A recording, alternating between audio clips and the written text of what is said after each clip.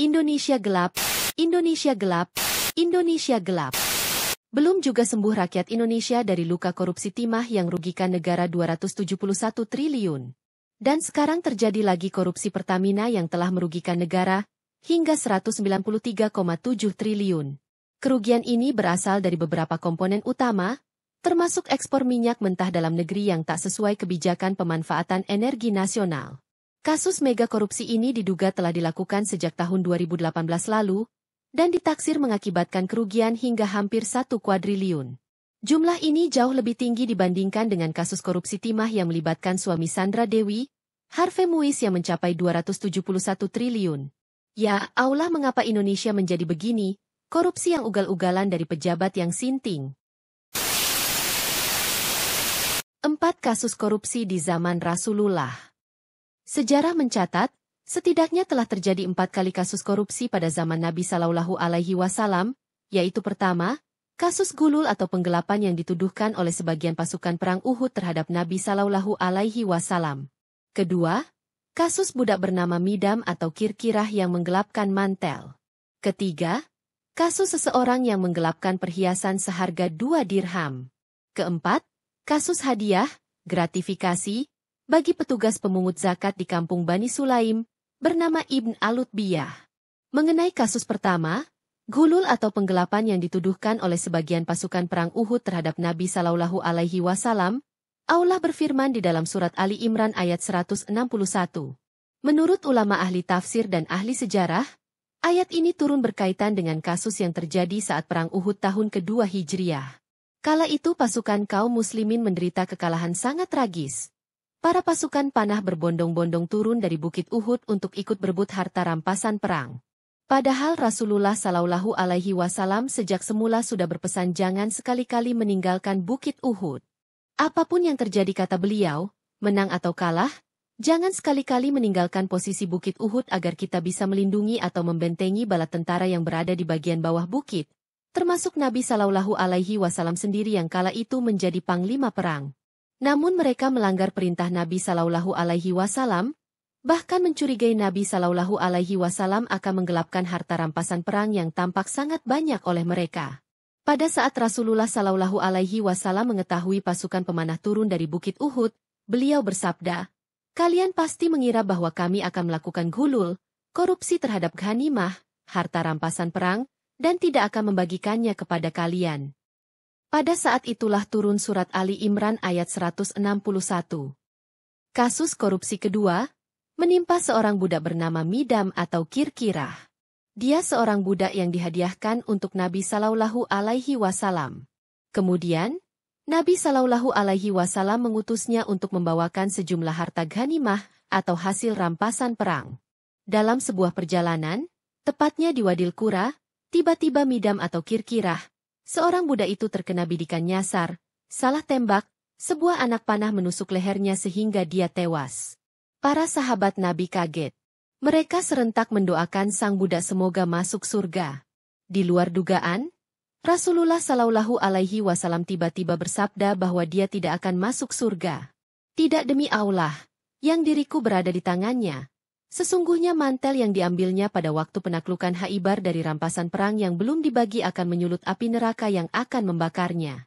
Ketika orang-orang mendengar pernyataan Rasulullah itu, ada seorang lelaki datang kepada Rasulullah Shallallahu Alaihi Wasallam membawa seutas tali sepatu atau 2 utas tali sepatu.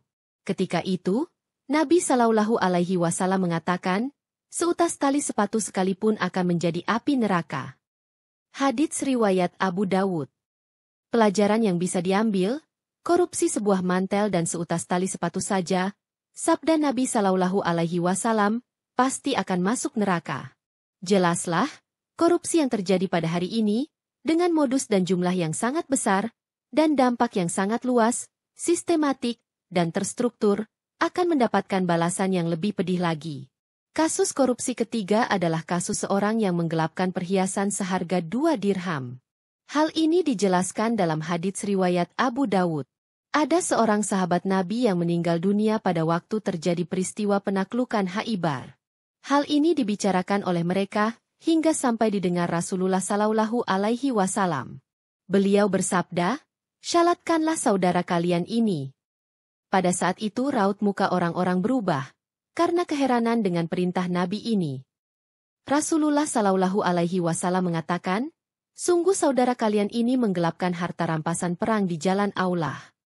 Ketika itu, kami langsung memeriksa harta bawaannya dan ternyata kami menemukan harazan, perhiasan, manik-manik atau permata orang Yahudi yang harganya tidak mencapai 2 dirham, hadits riwayat Abu Dawud.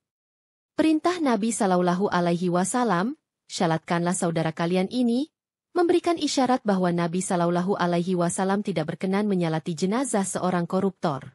Imam Al-Nawawi mengatakan, dan orang baik seyogianya tidak perlu ikut menyalati orang yang fasik agar menjadi pelajaran dan mencegah bagi yang lain agar tidak meniru menjadi fasik. Kasus berikutnya adalah korupsi Abdullah bin Al-Utbiyah, atau Ibn Al-Atbiyah, petugas pemungut zakat di Bani Sulaim. Kasus ini terjadi pada tahun 9 Hijriah. Sebagai petugas pemungut zakat, dia menjalankan tugasnya di Bani Sulaim. Sekembalinya dari bertugas, Ibn Al-Utbiyah melaporkan hasil penarikan zakat yang diperolehnya dan beberapa yang dia anggap sebagai hadiah untuknya, sebagai petugas. Ibnu Al-Utbiyah berkata kepada Rasulullah Shallallahu Alaihi Wasallam, ini adalah hasil pungutan zakat untukmu dan yang ini hadiah untuk saya. Mendengar laporan ini, Rasulullah Shallallahu Alaihi Wasallam menolak hadiah yang diperoleh saat seseorang menjadi petugas.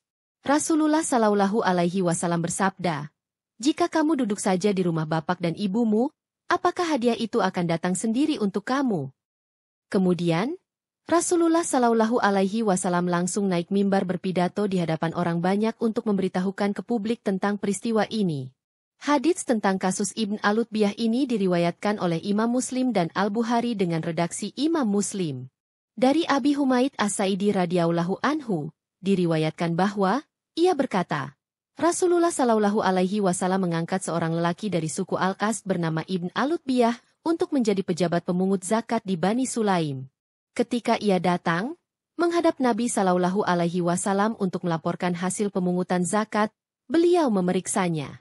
Ia berkata, ini harta zakatmu, nabi atau negara, dan yang ini adalah hadiah yang diberikan kepadaku. Lalu Rasulullah Shallallahu Alaihi Wasallam bersabda, jika engkau memang benar, maka apakah kalau engkau duduk di rumah ayahmu atau di rumah ibumu hadiah itu datang kepadamu? Kemudian Nabi Shallallahu Alaihi Wasallam berpidato mengucapkan tahmid dan memuji Allah, lalu berkata, selanjutnya saya mengangkat seseorang di antaramu untuk melakukan tugas yang menjadi bagian dari apa yang telah dibebankan Allah kepadaku. Lalu, orang tersebut datang dan berkata, ini hartamu dan ini adalah hadiah yang diberikan kepadaku. Jika ia memang benar, maka apakah kalau ia duduk saja di rumah ayah dan ibunya hadiah itu juga datang kepadanya? Demi Allah begitu seseorang mengambil sesuatu dari hadiah tanpa hak, maka nanti di hari kiamat ia akan menemui Allah dengan membawa hadiah yang diambilnya itu. Lalu saya akan mengenali seseorang dari kamu ketika menemui Allah itu ia memikul di atas pundaknya unta, yang dulu diambilnya, melengkik atau sapi melenguh atau kambing mengembik. Hadits riwayat Al-Bukhari dan Muslim. Tindakan Nabi berpidato di hadapan publik membicarakan ketidakbenaran yang dilakukan oleh bawahannya ini dapat dikatakan bahwa Nabi Shallallahu Alaihi Wasallam mempublikasikan tindakan koruptor di media massa atau tempat umum agar menjadi pembelajaran bagi publik, dan agar seorang koruptor dan keluarganya malu dan jera dari tindakan korupsinya. Tindak pidana korupsi yang terjadi di Indonesia saat ini masuk dalam kategori jarimah ta'zir. Walaupun hanya masuk ke dalam jenis jarimah ta'zir, namun bahaya dan dampak negatifnya bisa lebih besar daripada mencuri dan merampok.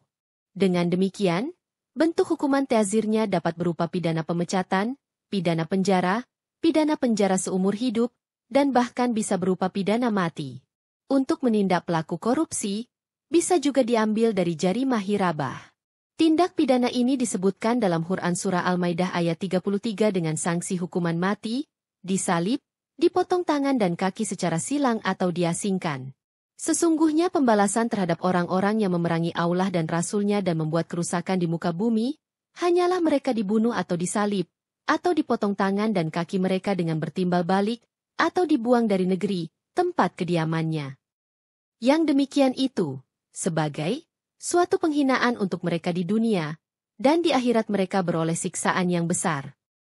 Demikianlah Praktik korupsi sudah ada sejak lama dan menjadi perbuatan yang sangat dibenci dan dikecam, termasuk oleh Rasulullah.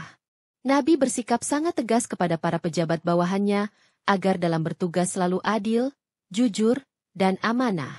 Tidak boleh, aji mumpung. Mumpung sedang menjabat, mumpung sedang memiliki kewenangan, mumpung sedang diberi kepercayaan, lalu mengorupsi harta milik publik. Korupsi bisa berakar dari ketidakjujuran dan rendahnya sikap empati terhadap orang lain. Karena itu, sekecil apapun dua sifat tercela ini mesti kita musnahkan dari diri.